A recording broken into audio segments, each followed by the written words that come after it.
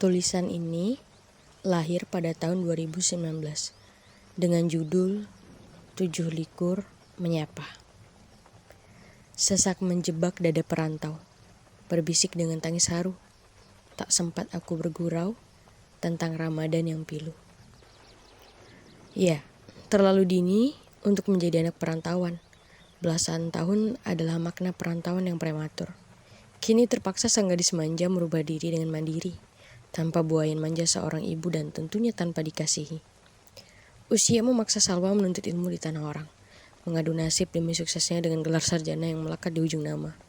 Kaki melangkah dengan berat, meninggalkan kampung halaman dan tentunya seorang ibu yang selalu menjadi pengacu semangat. Masa kuliah tak sama seperti sinetron yang ada, dengan alur yang sudah dihafal tentunya, yakni tentang berangkat kemudian bertemu dengan lelaki tampan dan berujung dengan cerita percintaan. Tentu saja hal ini tidak akan sama dengan kehidupan nyata yang teramat pelik dan membosankan.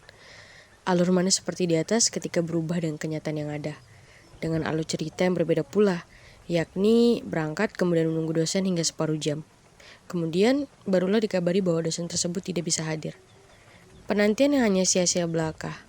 Hal ini selalu Salwa rasakan di kampus. Alhasil, kegiatan perkuliahan yang tadinya dipupuk dengan semangat juang menuntut ilmu, alih-alih berdalih menjadi pemalas yang bodoh. Hari kian berlalu. Rasanya terlalu bodoh jika diri tetap berdiam dengan sistem perkuliahan yang membosankan. Karena faktanya ketika engkau menjadi seorang mahasiswi, yang kau luangkan bukanlah waktu untuk diajar, tapi sudah berganti menjadi waktu untuk mempelajari dan tentunya dengan usaha sendiri. Hari itu, Salwa menyusuri lorong gedung. Di sela gedung kelas perkuliahan ada sekre kecil di samping kantin.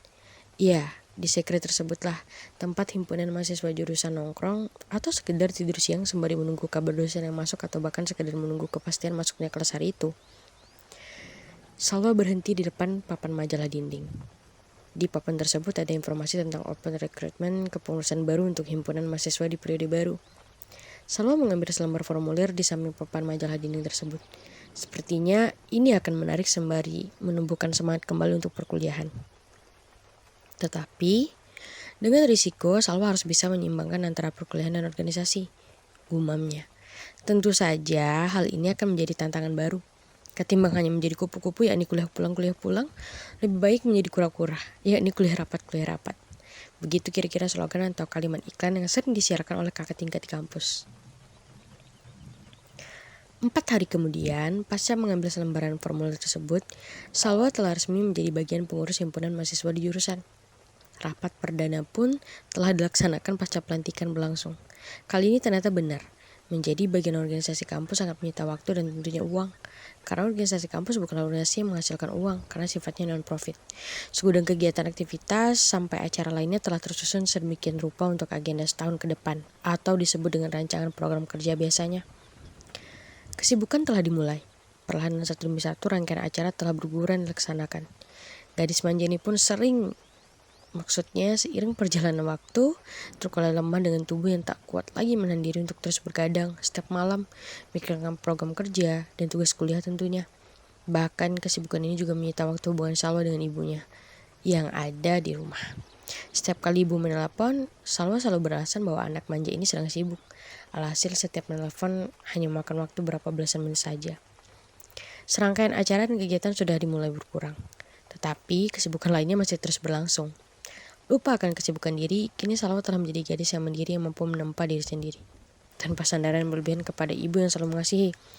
Salwa kini sudah bisa berdiri sendiri bahkan setiap hari. Juga selalu sendiri. Kesibukan ini ternyata membuat Salwa terlena. Karena terlalu asik berkumpul ria dengan teman satu kepengurusan. Tanpa disadari bahwa lusa adalah puasa pertama. Tentu saja hal ini menambah rasa haru dan pilu. Gadis semuanya tiba-tiba menjadi putri yang haru dan seni pilu.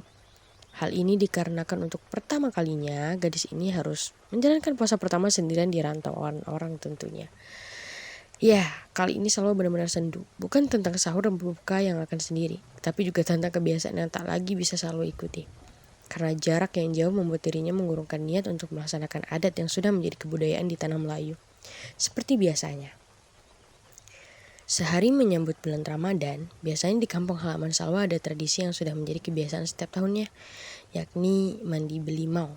Seguras air yang sudah dibacakan doa dan digunakan untuk mandi dan minum. Mandi Belimau adalah sebuah kegiatan dilakukan masyarakat Melayu dengan tujuan untuk pencucian atau pensucian lahir dan batin menggunakan air limau minyak peras. Tradisi mandi Belimau ini biasanya dimulai dengan serangkaian kegiatan yang dimulai dengan ziarah makam ke makam. Kemudian setelah itu semua, masyarakat berkumpul dalam satu lapangan dengan sebuah guci besar yang sudah terisi air limau. Sebelum air limau dikucurkan ke seluruh tubuh, masyarakat sering menguatkan niat dalam rangka menyambut Ramadan dan menjalankan puasa nantinya. Setelah air limau telah membasahi seluruh badan, biasanya tak akan dibilas dengan air biasa. Hal ini karena agar bau limau menyatu dengan badan. Kemudian tutup dengan kegiatan salam-salaman dan bermaafan sebagai dimaksudkan, yakni untuk mensucikan diri secara lahir dan batin. Budaya mengakar inilah yang akhirnya tak bisa selalu ikuti untuk Ramadan tahun ini. Tentu saja, ini kabar yang sangat pilu dan haru.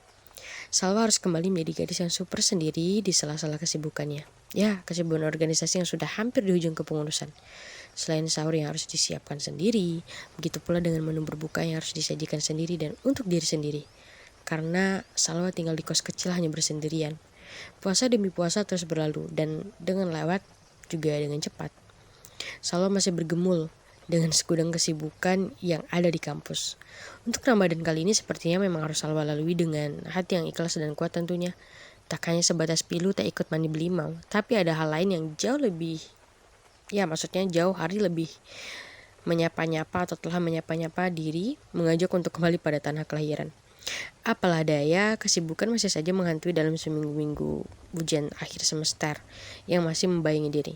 Alhasil, ada lagi kebiasaan yang tak bisa Salwa nikmati di negeri orang ini.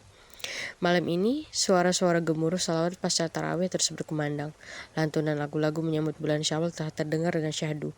Tentu saja, hati alih-alih menjadi sendu dan haru. Dan tiba-tiba teringat wajah ayu seorang ibu. Tangis tak dapat lagi dibendung. Keceriaanku pada setiap malam 2027 Ramadan alih-alih kembali pupus dengan sendu.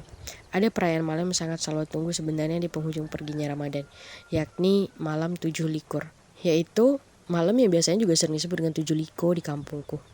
Malam 7 likur adalah malam kebudayaan masyarakat Melayu Bengkalis yang sudah menjadi turun-temurun juga. Di malam ini setiap jalanan dipenuhi dengan api colok atau lebih dikenal dengan sebutan pelita. Setiap rumah dihiasi dengan pelita, baik di beranda maupun di tengah halaman rumah. Tradisi ini biasanya dimulai sejak malam 27 Ramadan. Tujuan utamanya adalah sebagai penerang jalanan setiap desa dengan maksud menyemangati masyarakat untuk beribadah lebih giat di akhir-akhir Ramadan. Ya, hal ini juga dalam rangka menyambut malam Lailatul Qadar. Hal ini dipercayai malam tersebut biasanya tiba sejak awal malam 27 Ramadan. Begitu pula bagi anak-anak, tentu saja malam 7 likur akan memberikan makna yang dalam bagi mereka dalam menanamkan nuansa Islami sejak dari kecil. Dan hal itu biasanya melekat dan selalu menjadi ingatan bagi mereka setelah dewasa dalam menjalani masa kehidupannya. Seperti yang Salwa rasakan saat ini. Karena tradisi ini tidak terdapat di kota yang tinggal di sekarang. Tradisi ini hanya ditemukan pada kampung-kampung kecil. Tradisi ini juga kental dengan nilai-nilai moral dan spiritual. Lampu colok ini juga sebagai pengingat akan berakhirnya Ramadan. Maka sebagai umat Islam hendaknya meningkatkan ibadah kepada Allah Subhanahu wa taala, terlebih pada malam-malam ganjil yang dipercayai datangnya malam Lailatul Qadar. Karena itulah budaya ini juga telah menjadi sebuah simbol dalam masyarakat Melayu. Inilah yang membuat lagi-lagi Salwa menjadi pilu. Hal ini karena Salwa tak lagi bisa merasakan malam ini di kampung halaman karena masih ada kewajiban yang harus diselesaikan. Sedangkan waktu itu, malam 7 likur telah melambai-lambai, mengajaknya pulang ke desa. Sedang Salwa hanya bisa terpaku dan membeku di rantauan dengan segudang ingatan masa kecil tentang menyambut malam 7 likur.